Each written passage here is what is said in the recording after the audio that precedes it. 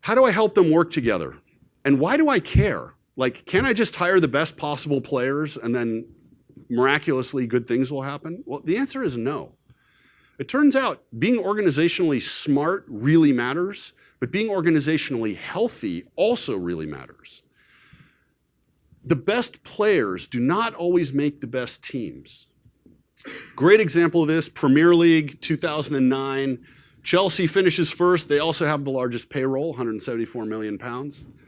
Man City comes in fifth, but they spent the second most money because they had just been bought by a guy who was richer than Croesus? Is that the guy who were richer than? The Spurs spent the seventh most amount of money, but they finished fourth because they had great chemistry, not because they had players. They spent a lot less money than Chelsea, in fact, 174 versus 67. They spent a third the amount of money and came in fourth. Now, I know all of you Americans were like glazed over by this example. How many of you know the importance of coming in fourth in the Premiership? Yeah. Well, fifth gets you the Europa League. Fourth gets you the Champions League. The Champions League roughly doubles your revenue as a team. So being in the top four is a big deal.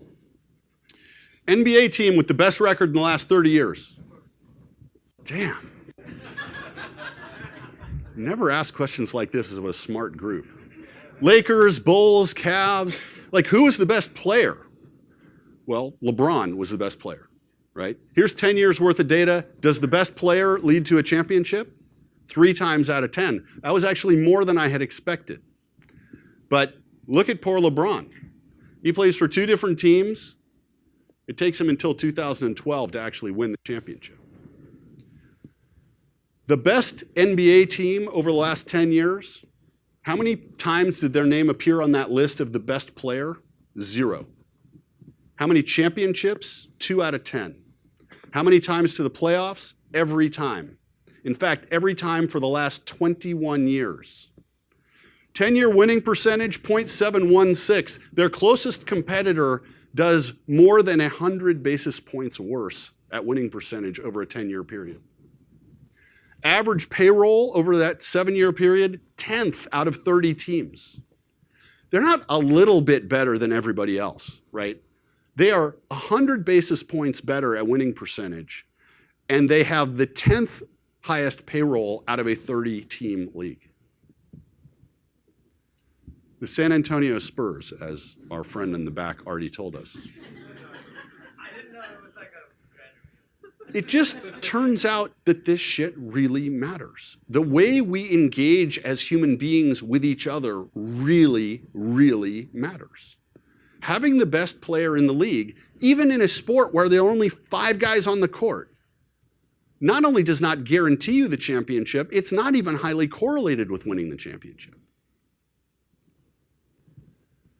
So how do I create a highly functional leadership team? Well, we could spend a month on this topic, but the first thing is do your damn job.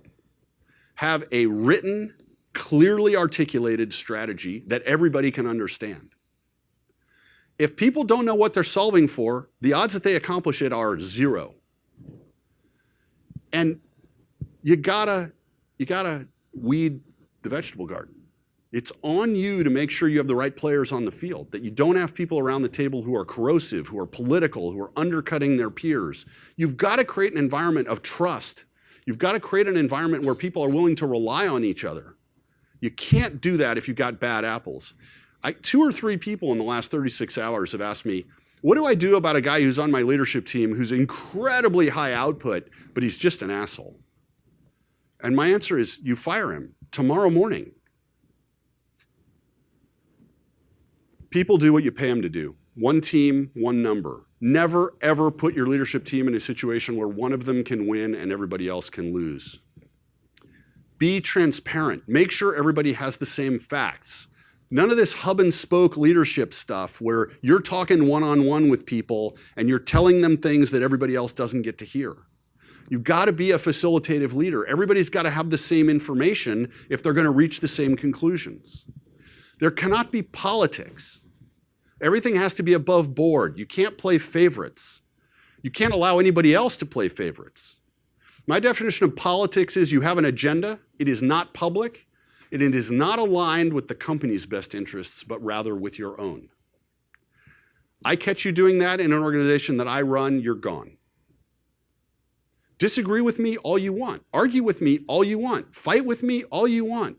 But do it in front of everybody else. Don't stab people in the back. Walk the talk. Nobody gives a shit what you say. Trust me. They only care what you do.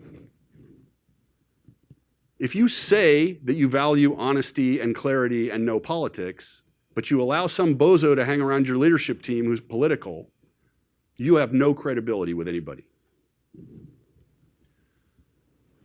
I am a big believer in the soft stuff. It took me 2 years to convince Aaron that the soft stuff mattered, but I'm a big believer in the soft stuff.